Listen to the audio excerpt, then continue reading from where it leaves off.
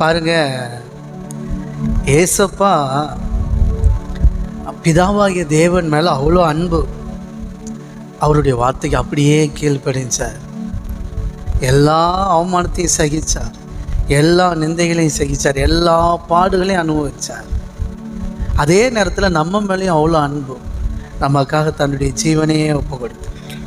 தேவனிடத்தில் முழுவதும் அன்பு கூர்ந்தார், மனிதரிடத்திலும் அன்பு கூர்ந்தார்.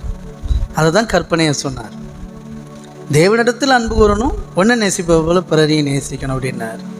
அப்போ அவர் அப்படி தன்னையே அர்ப்பணிச்சார். பாருங்க, நம்ம மேலே அவ்வளோ அன்பு, கர்த்தர் மேலே அவ்வளோ அன்பு, பிதாவாகிய தேவன் மேலே அவ்வளோ அன்பு. அவன் என்ன நடந்துச்சு? சிலுவை முடிவு வரைந்தும் தன்னை தாமே தாழ்த்தினார், கீழ்ப்படிந்தார். பிதாவாகிய தேவன் அவரை எல்லாவற்றிற்கும் மேலாக உயர்த்தினார். கரங்களை தட்டி ஆமென். அதான் வேதம் சொல்லுது, இக்காலத்து பாடுகள் பின் ஒரு மகிமைக்கு ஒப்பிடத்தக்கதல்ல. ஆமென். எத்தனை விசுவாசிக்கிறீங்க? ஆமென். அல்லேலூயா. இயேசு கிறிஸ்து அப்படி தன்னை அர்ப்பணித்தார். வாயதை திறக்காமல் அப்படியே தேவ சித்தத்தை நிறைவேற்றினார்.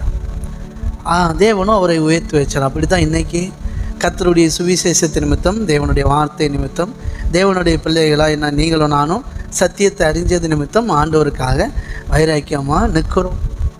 நம்மளால் முடிஞ்ச அளவுக்கு நிற்கிறோம். இன்னும் ஒவ்வொரு நாளும் வளர்ந்துட்டுருக்குறோம். அப்பா நம்மளை வளர்த்துட்ருக்கிறார்.